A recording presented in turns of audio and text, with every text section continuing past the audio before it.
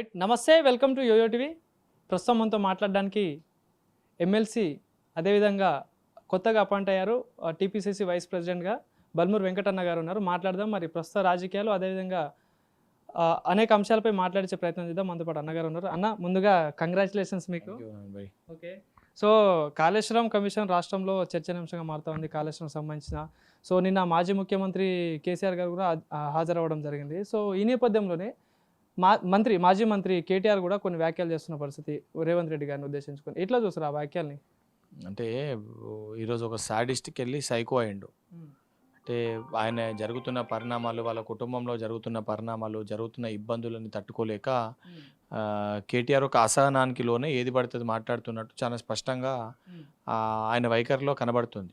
ఎప్పుడైతే తప్పు జరిగినప్పుడు కమిషన్ ఏర్పాటు చేసినప్పుడు నిన్ను పిలిచిర్రంటే నువ్వు తప్పు చేయలేదని చెప్పి చేయకపోతే ప్రూవ్ చేసుకొని అది ఒక అవకాశాన్ని కల్పించినందుకు ధన్యవాదాలు తెలపాలి.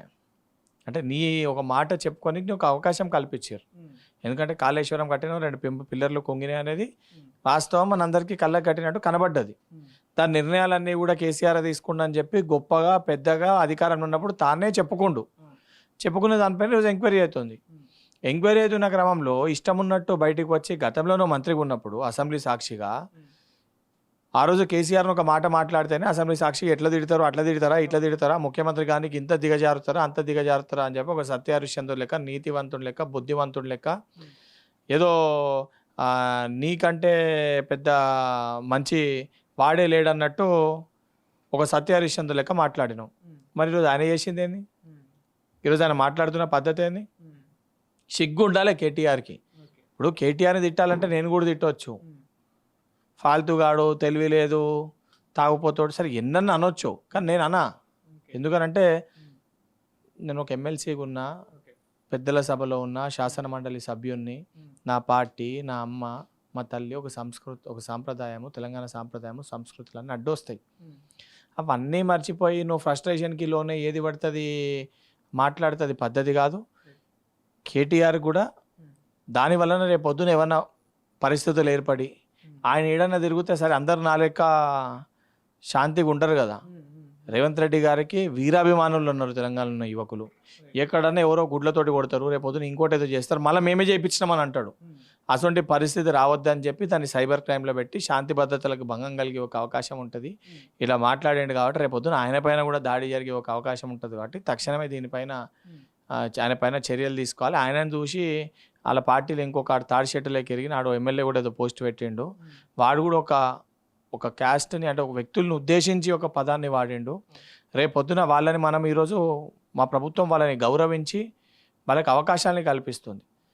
నువ్వు వాళ్ళని ఉద్దేశించి నువ్వు విమర్శలు చేస్తే రేపొద్దున వాళ్ళు కూడా రేపొద్దున ఆయన ఇంటి దగ్గరనే ఎన్నో కాడ దాడి చేసే పరిస్థితి ఏర్పడుతుంది. అన్న, మరి ఇప్పుడు ఈ కాళేశ్వరంలో చూసుకుంటే ప్రధానంగా అంటే అవినీతి అనేది జరిగింది అంటున్నారు. అంటే ప్రధానంగా వాళ్ళు ఏమంటామనంటే కాళేశ్వరంలో జరిగిన ఖర్చు ఒక ఎత్తు అయితే అవినీతి జరిగిందని 1,00,00,000 కోట్లకు పైన కాంగ్రెస్ ప్రభుత్వం తప్పుడు ప్రచారం చేస్తూ ఉందని ప్రధానంగా ఆరోపిస్తూ ఉన్నారు. ఏం చెప్తారు? నువ్వు నవీనన్న, నేను దాని టెక్నికల్గా నేను కేసీఆర్లకే 80,000 పుస్తకాలు అయితే చదవలే, నాకంతా తెలివి లేదు.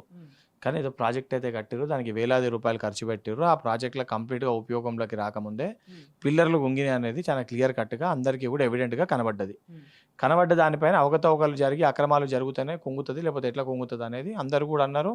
నీ ఛానల్లో నువ్వు కూడా చూపించినప్పుడు దానిపైన ప్రొసీజర్ ప్రకారంగా, సిస్టమ్ ప్రకారంగా మా మేనిఫెస్టోలో తెలంగాణ రాష్ట్ర సంపదని దోచుకున్న దగ్గరికి వెళ్ళి తీసుకొని వస్తామని అది కూడా ఒక గ్యారంటీ. ప్రజలు ఆ గ్యారంటీని కూడా నమ్మిన దాని ప్రకారంగా ప్రొసీజర్ ప్రకారంగా గవర్నమెంట్ ఏర్పడ్డాక దానికి ఒక కమిషన్ ఏర్పాటు చేసి కమిషన్ దాని యొక్క పనిని అది చేస్తుంది. ఆ చేస్తున్న క్రమంలో ఏదైతుందో ఉన్నప్పుడు సరే దానికి జరిగినాయి కనబడ్డ దానిపైన అందరం కూడా మాట్లాడే దానిపైన తప్పులు మాట్లాడతారు, అబద్ధాలు మాట్లాడుతుంటే ప్రూవ్ చేసుకో. నువ్వు ప్రూవ్ చేసుకునే అవకాశం నీకు కల్పించినాం. మేము ప్రూవ్ చేసుకునే అవకాశం కల్పించినాం. ప్రూవ్ చేసుకోలేక ఒక అసహనానికి లోనై ఈరోజు విషయం జిమ్మే ప్రయత్నం చేయడంలో భాగంగా మీ నాయనని పిలిస్తే అదేదో పెద్ద భూకంపం వచ్చేసింది, ఏదో సునామీ వచ్చేసింది, అట్లెట్లా పిలుస్తారు, ఇట్లెట్లా పిలుస్తారు అని చెప్పి నువ్వు పోటీ పడి నీకంటే మీ బావి ఇంకో 2 మాటలు ఎక్కువ మాట్లాడి ఆయన జాతిపిత అని మాట్లాడుతుంది. కనీసం జాతిపిత అంటే ఏంది తెలుసా? జాతిపిత అని మన మహాత్మా గాంధీ గారు అంటాం. ఎందుకంటాము? ఆయన అధికారం వద్దన్నాడు. ఆయన నాకు ప్రజల సేవే ముఖ్యమని అనుకుండు.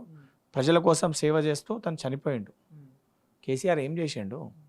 అధికార దాహం కోసం ఒక దళితుని ముఖ్యమంత్రి చేస్తా అని చెప్పి ముఖ్యమంత్రి అవకాశం రాగానే దళిత ఉప ముఖ్యమంత్రి నన్ను ప్రశ్నించేదాన్ని అనేది ఒలిగించి ప్రధాన ప్రతిపక్ష నాయకుడిగా దళితుడు ఉంటే సిఎల్పి హోదానే ఉండొద్దని చెప్పి దాన్ని ఏదైతే ఎమ్మెల్యేలను గుంజుకొని ఎవరు ప్రశ్నించినా సమాధానాలు చెప్పకుండా 10 ఏళ్ళు తెలంగాణ రాష్ట్రానికి తానే ఒక రాజు, నా తర్వాత నా ఒక రాజ్యం నా యువరాజుకే దక్కుతుంది అనే విధంగా 10 ఏళ్ళు పరిపాలన సాగించడంలో భాగంగా మంత్రివర్గం లేదు, మీటింగ్ లేదు, ఏది లేదు. ఏ నిర్ణయాలన్నా కూడా 80,000 పుస్తకాలు చదివినా నాకంటే పెద్ద మేధావి ఎవడున్నాడు, నాకంటే ఇంజనీర్ పెద్దదా అని చెప్పి అడ్డగోలుగా ఇష్టం ఉన్నట్టు మీడియా ముఖంగానే మాట్లాడిండు.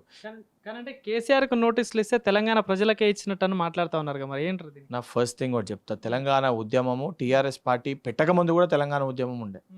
1960లోనే తెలంగాణ ఉద్యమం ప్రారంభమైంది.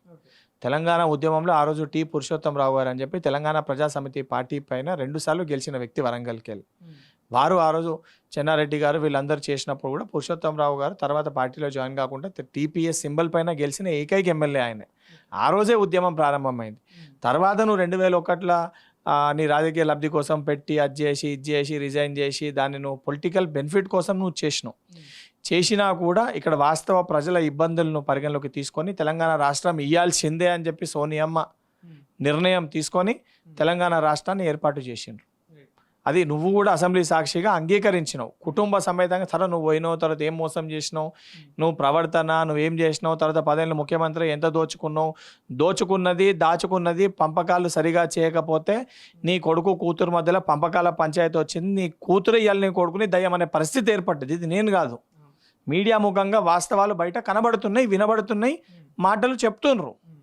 మరి చెప్పిన వాటన్నిటిని కూడా నువ్వు మాట్లాడక నీ కుటుంబంలో పంచాయతీలనే నువ్వు పరిష్కరించలేని వ్యక్తివి, నీ పంచాయతీలే దానిపైనే నీకు స్పష్టత లేని వ్యక్తివి, నీ కొడుకుని ఈరోజు నీ బిడ్డ దయ్యమని అంటుంది, నీ అల్లునికి నీ కొడుకు మధ్యలో పంచాయతీ ఉంది, నీకు సంబంధించి సంతోష్రావుకి కేటీఆర్కి మధ్యలో పంచాయతీ ఉంది. ఈ పంచాయతీ అంతా ఎందుకు వచ్చింది? పంపకాలతోటే కదా.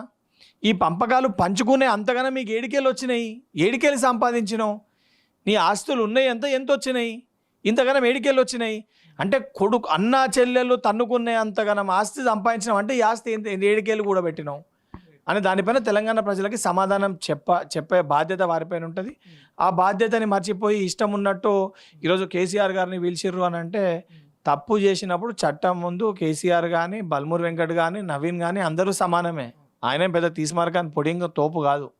కాకపోతే వయసులో కొంచెం పెద్దోడు కాబట్టి ఏదైనా సందర్భం వచ్చినప్పుడు పాపం మతిమరుపు అయిపోయి లేదా జ్ఞాపక శక్తి కోల్పోయి ఏజ్ పైబడ్డా కొద్దీ చాదస్తం పెరుగుతుందనే ఉద్దేశంలో కొన్ని సందర్భాల్లో వారి వయసుకి గౌరవించి వారిని తిట్టకుండా ఉంటాం, లేకపోతే వారిని కూడా తిట్టాలనుకుంటే ఏదైనా మేము కూడా తిట్టగలుగుతాం. కానీ ఒక పద్ధతి ఉండాలి, దేనికన్నా పాటిస్తాం.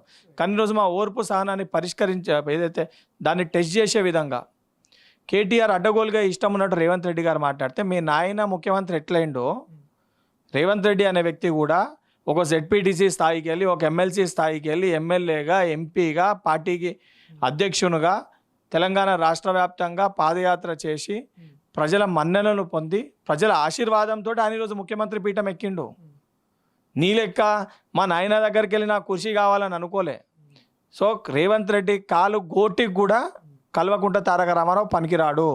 నువ్వు సీఎం కానీ రేవంత్ రెడ్డి గారిని విమర్శిస్తేనే నువ్వు హీరో అవుతా అని చెప్పి నువ్వు అనుకుంటే, అసొంటి మాటలు మాట్లాడితే రేపు పొద్దున బల్మూర్ వెంకట్ ఊకుంటాడేమో కానీ నా సొంటి తెలంగాణ రాష్ట్రంలో ఆవేశపరులైన యువకులు రేపు పొద్దున నీ గుడ్డలు ఊడదీసి కొట్టే పరిస్థితి ఏర్పడుతుంది. కాబట్టి అసొంటి పరిస్థితి ఏర్పడకూడదని నీ మంచి కోరి ఇవాళ పోయి కంప్లైంట్ ఇచ్చి వచ్చిన.